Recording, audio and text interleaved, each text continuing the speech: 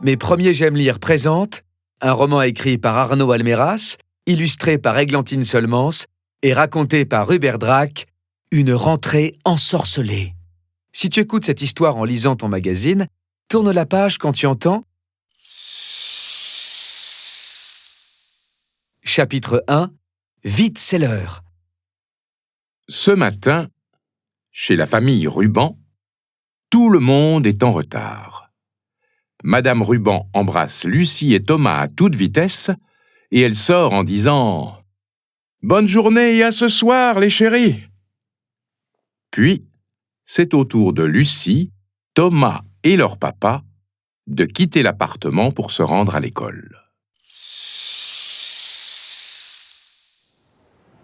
Comme d'habitude, Thomas marche devant et il répète « Moi, je ne veux pas être en retard ».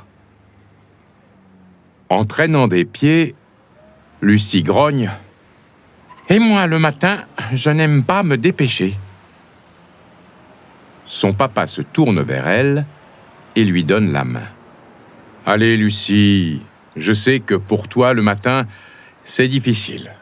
Courage, ça ira mieux ce soir. » Lucie hausse les épaules. « Mais ce soir, c'est dans très longtemps. » À cet instant, bing!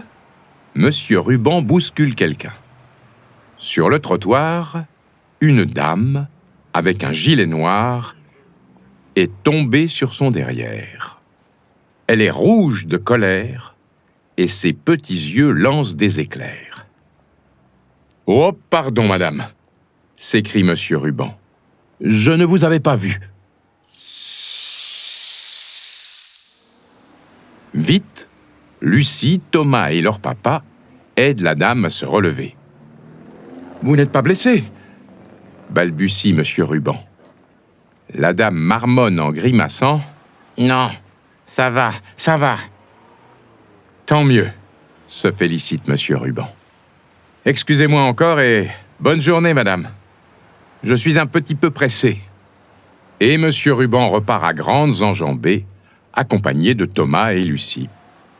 En le suivant des yeux, la dame au gilet noir serre les poings et grommelle.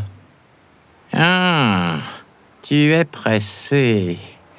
Eh bien, tu vas voir. » Elle prononce alors une phrase étrange.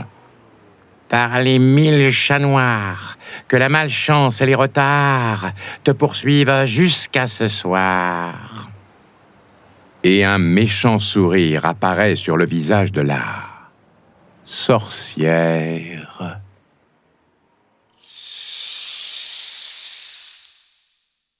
Chapitre 2. Les ennuis commencent. Thomas est de plus en plus inquiet. « Là, c'est sûr, on va être en retard. » Après avoir traversé la rue, monsieur Ruban essaie de mettre de la bonne humeur dans sa voix. « Eh bien, c'est la course ce matin. Nous n'avons pas... » Splouch! Monsieur Ruban ne termine pas sa phrase car une voiture vient de l'éclabousser en roulant dans une grosse flaque.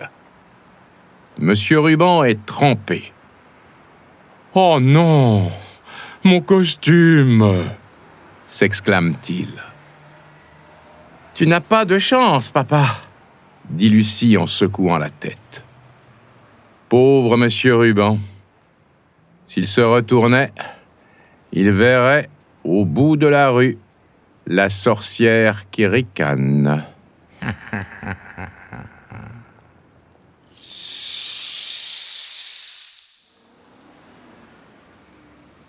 Soudain, monsieur Ruban écarte les bras en se mettant devant ses enfants.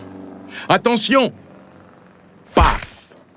Un garçon qui filait sur sa trottinette vient d'atterrir, la tête la première, dans le ventre de monsieur Ruban. « Ouch! Pardon !» dit le garçon. « Je n'ai pas réussi à vous éviter, c'était trop bizarre. » Plié en deux, le papa de Lucie et Thomas essaie de reprendre son souffle. « Ça va, papa ?»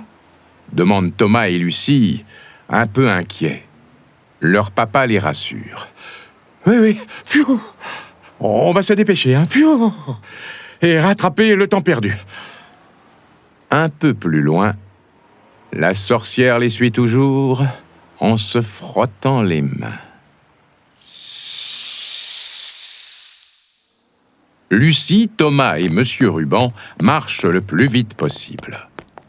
Ils passent devant le marchand de légumes juste au moment où un énorme coup de vent s'engouffre dans la rue. Une cagette s'envole et, pof, atterrit dans la figure de Monsieur Ruban. « Oui !» gémit-il. « Tes lunettes !» crie Lucie en les ramassant à ses pieds. « Merci !» répond son papa en se frottant la joue. « Oh, elles sont tout de travers. Décidément, je n'ai pas de chance. »« Comment tu vas faire, papa ?» demande Thomas. « Je passerai chez l'opticien ce soir. Et maintenant, on fonce, dit-il en regardant sa montre. On n'a plus qu'une minute. »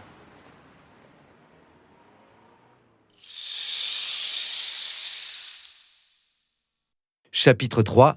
Ça va sonner. Monsieur Ruban dévale une petite rue pavée avec ses enfants. Soudain, il glisse sur les feuilles mortes, il perd l'équilibre, pousse un cri, trébuche et s'étale sur le trottoir. « Papa, tu t'es fait mal ?» demande Thomas. « Je me suis tordu la cheville, » grimace Monsieur Ruban. « Mais ça va aller.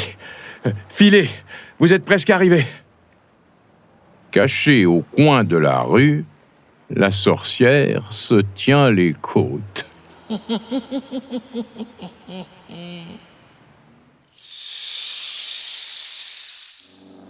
Lucie et Thomas filent jusqu'à la grille de l'école. « Juste à temps, les enfants !» s'exclame la dame de service en refermant la grille derrière eux. Thomas pousse un soupir de soulagement. Monsieur Ruban crie « Je vous avais bien dit que vous ne seriez pas en retard. Bonne journée !» Lucie se retourne pour lui faire un petit geste de la main et elle murmure « Courage, papa, ça ira mieux ce soir. » Avec ses lunettes de travers et son costume trempé, Monsieur Ruban repart en boitillant vers l'arrêt de bus. Sur le trottoir, la sorcière siffle entre ses dents. « Mon cher, tu sauras qu'on ne fait pas tomber une sorcière sur son derrière. » En passant à côté d'un camion de déménagement, elle ne voit pas arriver un déménageur. Il est chargé d'une lourde pile de cartons et elle lui fonce dedans. La pile de cartons s'écroule sur la tête de la sorcière ahurie qui se retrouve, une nouvelle fois, sur son derrière.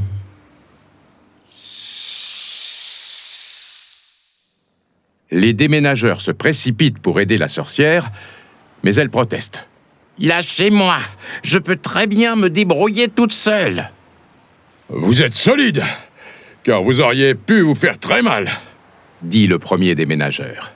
« Juste une bosse, » ajoute le second.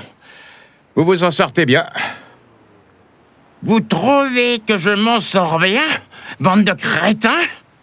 grimace la sorcière, rouge de colère. Au même moment, le papa de Lucie et Thomas passe à côté d'eux. Il s'étonne alors. « Tiens, c'est la dame au gilet noir de tout à l'heure.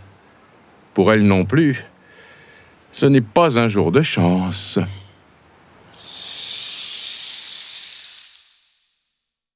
Et maintenant, mes premiers J'aime lire te proposent les petits mots de Zoé.